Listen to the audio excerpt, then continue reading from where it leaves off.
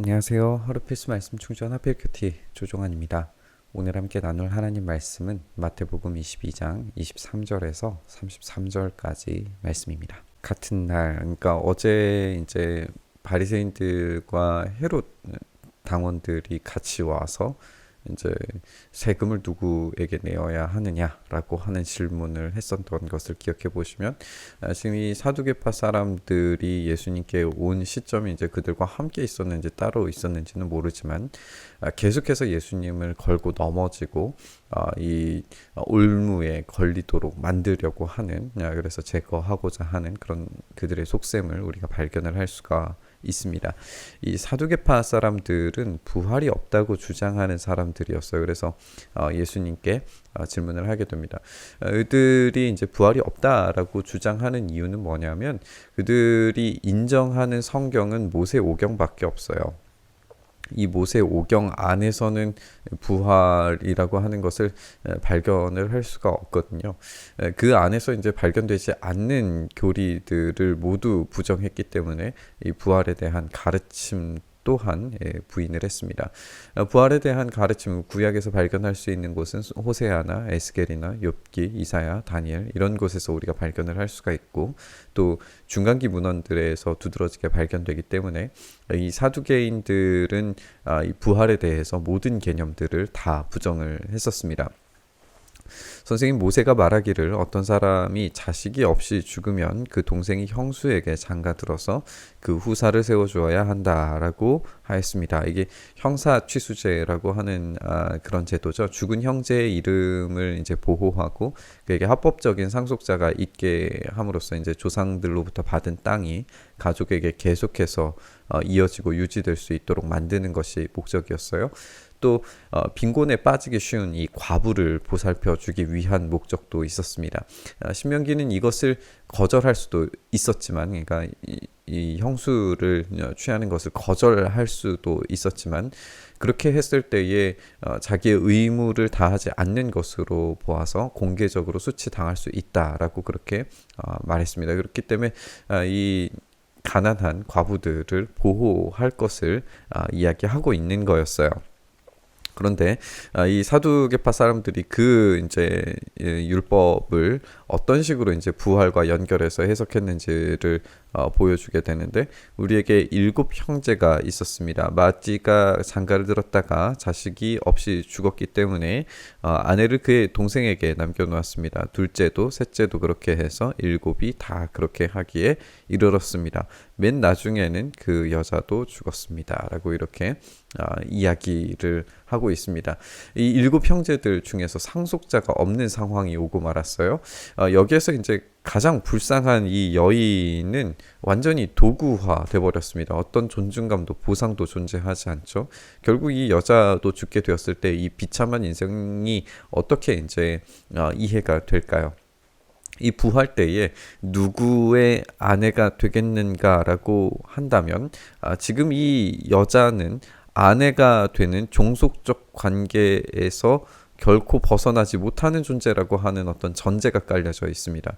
그러니까 사두개인들의 이 질문 속에는 일처다부제는 완전히 생각조차 없는 거죠. 만약에 일처다부제를 그런 입장을 선호하고 그것을 찬성한다라고 이야기한다면 거기 있는 모두에게 아마 웃음거리가 되고 말 겁니다.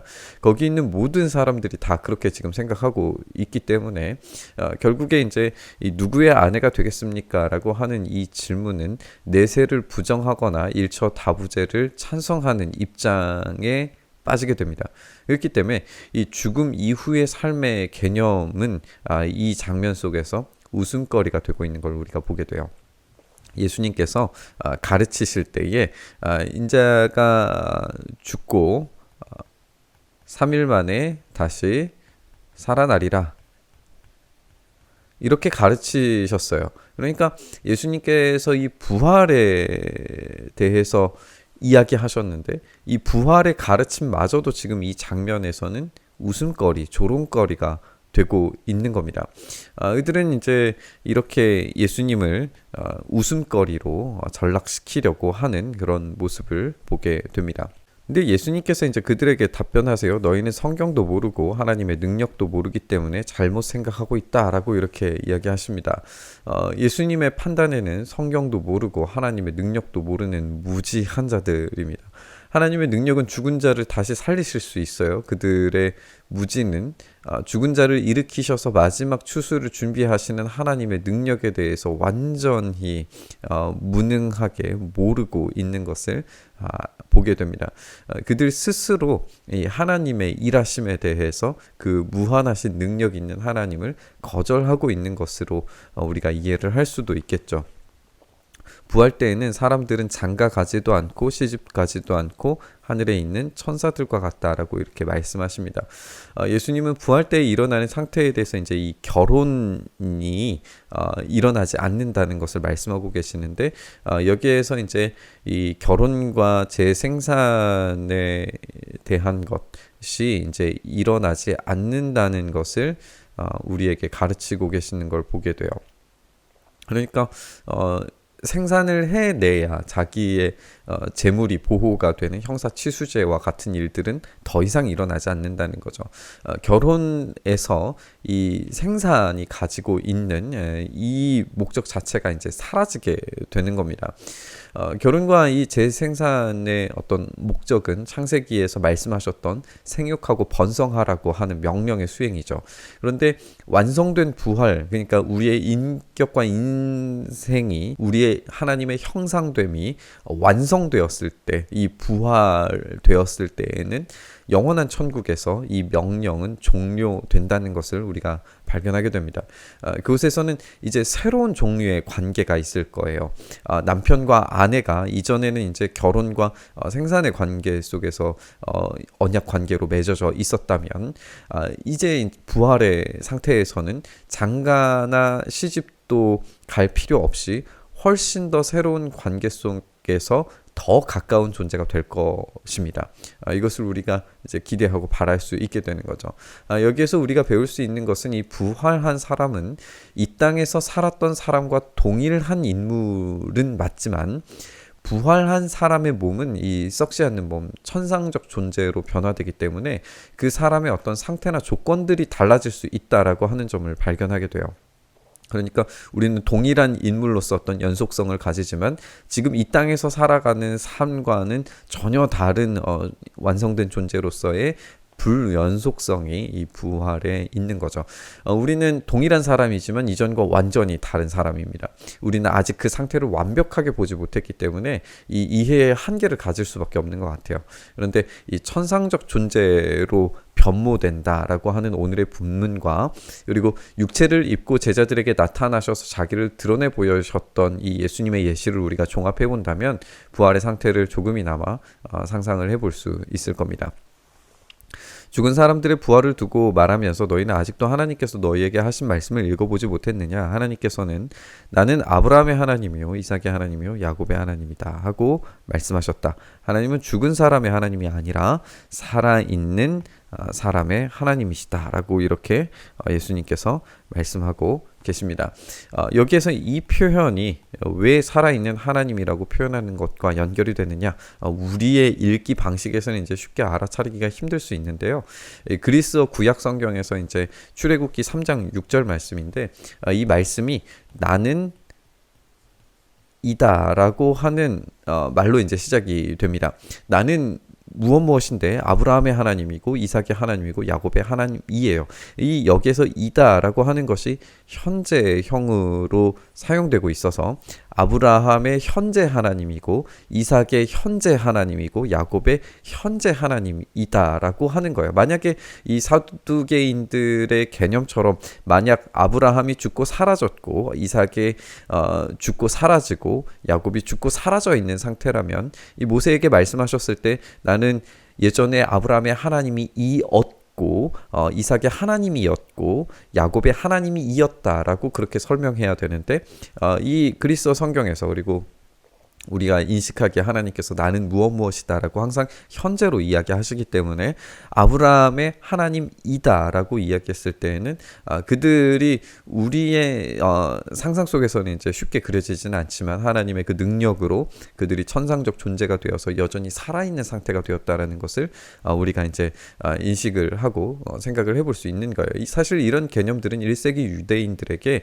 일반적으로 이해되는 것들이었어요. 따라서 이제 랍비들의 논리를 따라서 예수님께서 정당한 주장을 하고 계시는 걸 우리가 보게 되는 겁니다. 이제 무리는 이 말씀을 듣고 예수님의 가르침에 놀라게 됩니다. 이 놀랐다라고 하는 말은 이제 압도됐다라고 하는 말이기도 한데 이 놀라고 압도되고 있어요. 이 놀라운 진리의 선언에도 이 무리가 이 압도되기는 하지만 앞으로 보여줄 행동은 참 비참한 행동을 우리가 발견을 하게 되죠. 놀라고 압도되는 감정만으로는 한계가 분명합니다. 놀라고 압도되는 가르침에 순종하고 따라가는 삶이 더 중요하다는 것을 우리가 생각해 봤으면 좋겠어요. 부활이라고 하는 진실과 진리 앞에서 참된 기쁨과 소망을 발견할 수 있는 것은 머리로 이해하는 데서 그쳐서는 안 됩니다. 만약에 그렇다면 머리로 이해하는 부활만 있다면 우리는 무리와 별반 다르지 않을 수도 있습니다. 오늘 우리가 읽은 본문에서 하나님은 늘 언제나 살아계시는 분으로 현재에 살아계신 하나님으로 등장하십니다. 사람은 죽는 것이 당연한 수순이지만 하나님의 능력은 죽음마저 깨뜨리시고 다시 살리실 수 있으신 분이십니다. 그래서 여전히 천상적 세계에서 아브라함과 이삭과 야곱의 살아있는 하나님이 되실 수 있다라고 그렇게 예수님께서 말씀하십니다. 이 부활이 없다면 우리의 믿음은 헛된 것입니다. 우리가 부활을 제대로 인식하지 못한다면 우리의 복음이 기쁜 소식이 될 수가 없습니다.